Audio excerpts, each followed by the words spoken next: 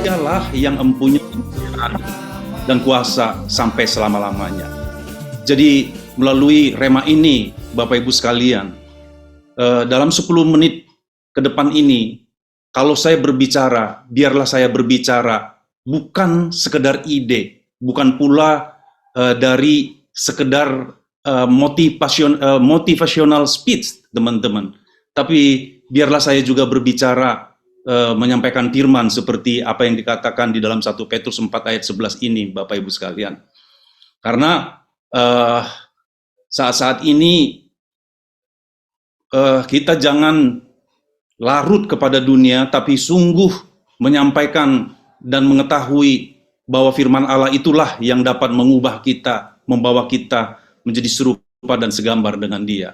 Makanya saya akan beri tema sharing saya, yaitu the word, teman-teman, yaitu firman, yaitu perkataan. Tema ini saya dapatkan beberapa minggu yang lalu. Roh Kudus mengajar begitu rupa, sebenarnya ini sambungan dari apa yang disampaikan Brother Adam dan Pak Vincent tentang Kristus yang ada di dalam kita, gitu ya. Bahwa Tuhan itu sesungguhnya hidup di dalam kita, firman-Nya itu ada di dalam kita. Dan kita ingat pula Yakobus bilang bahwa kita supaya menjaga lidah kita. Kalau kita berbicara firman atau perkataan, itu kenapa Tuhan peduli dengan perkataan atau lidah bibir kita ini? Bahkan dikatakan hidup dan mati itu dikuasai lidah, teman-teman. Ini relevan, ada kaitannya begitu rupa dengan the word atau firman Tuhan, gitu ya. Jadi setelah 10 menit ini saya berdoa bahwa kita bisa memahami apa itu firman, atau lebih tepatnya siapa itu firman.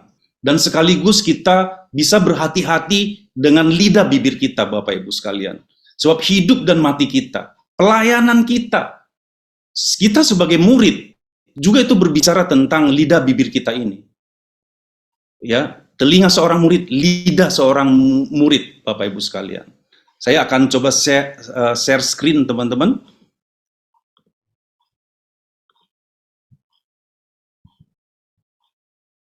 Udah ya? Ya. Ya. Nah, ini. Dikatakan begini, saya ambil dari Yohanes 1 ayat 1, bahwa pada mulanya itu adalah firman. Firman itu bersama-sama dengan Allah, dan firman itu adalah Allah. Ini kuat sekali, Bapak Ibu sekalian, supaya kita mengetahui bahwa firman Allah itu tidak sekedar tulisan, tapi firman itu adalah Allah sendiri. Perkataan itu adalah Allah sendiri. Makanya persis dikatakan di dalam Kejadian 1 ayat 1, pada mulanya adalah Allah. Allah menciptakan langit dan bumi. Jadi pada mulanya adalah firman.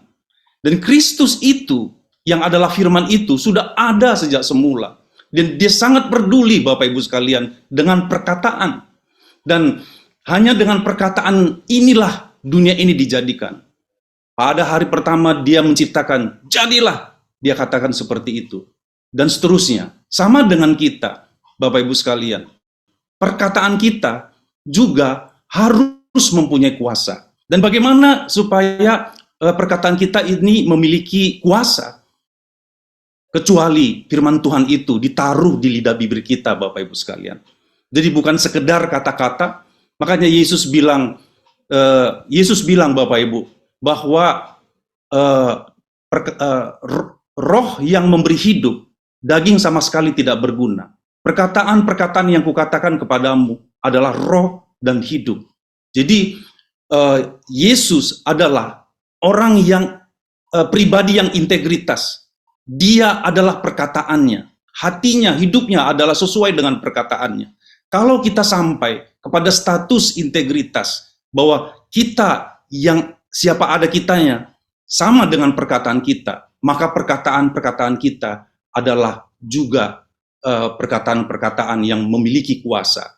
Karena perkataan kita itu sungguh diberikan kekuatan melalui firman Tuhan, Bapak Ibu sekalian. Lalu bagaimana caranya, jalannya? Kan gitu ya.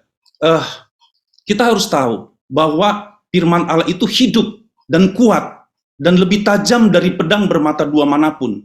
Jadi ini bukan sekedar kata-kata Bapak Ibu, juga bukan apa yang tertulis doang, kan gitu ya. Tapi adalah pribadi Bapak Ibu sekalian. Yang tadi dikatakan pada mulanya adalah firman. Firman itu bersama-sama dengan Allah, dan firman itu adalah Allah. Makanya firman Allah itu hidup dan kuat dan lebih tajam dari pedang bermata dua manapun. Dia menusuk amat dalam sampai memisahkan jiwa dan roh. Kalau sekedar sekedar Alkitab dalam tanda petik, dia tidak akan bisa ansih langsung hidup, kecuali itu dihidupkan gitu oleh Tuhan sendiri yang menjadi rema dalam kehidupan kita Bapak Ibu. Dan bahkan dikatakan dia memisahkan sendi-sendi dan sumsum. Ia sanggup membedakan pertimbangan dan pikiran hati kita. Itulah firman Allah yang hidup Bapak Ibu sekalian. Karenanya dikatakan di dalam 1 Yohanes 1 ayat 1 berkata begini Bapak Ibu, yang saya kutip.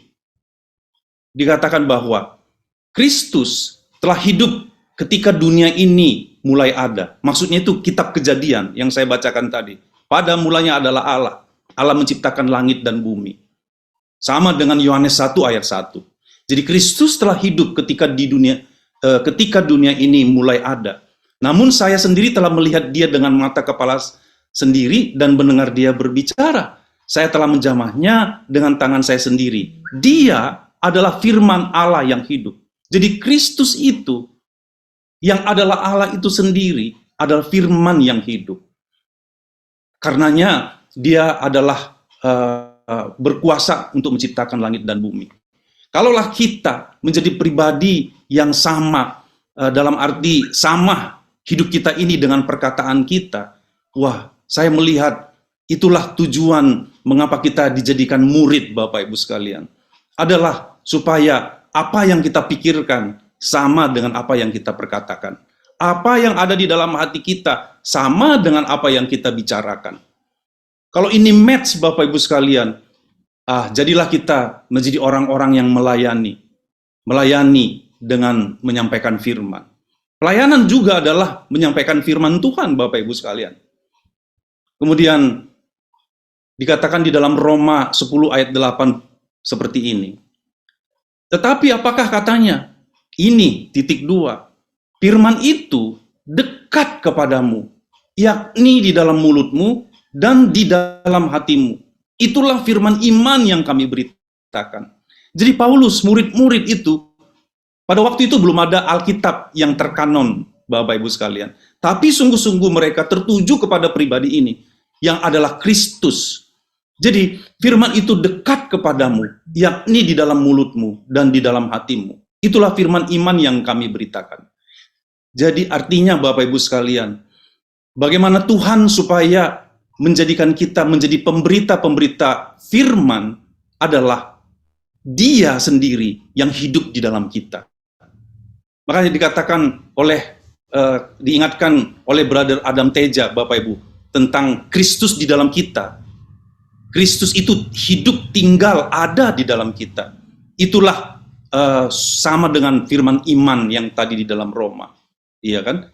Firman iman yang diberitakan Bapak Ibu sekalian. Karenanya, mari kita terus maju dalam pengenalan, dalam arti, dalam intimasi, dalam kesatuan, tinggal di dalam Dia, dan Dia tinggal di dalam kita. Itulah yang ditulis oleh Demos Sakarian Bapak Ibu, tentang oneness with Christ, tentang Kristus di dalam kita.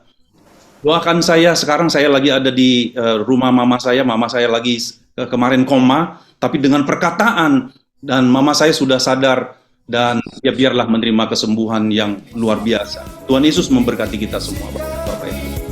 Amin, terima kasih Pak John. Biar belas kasih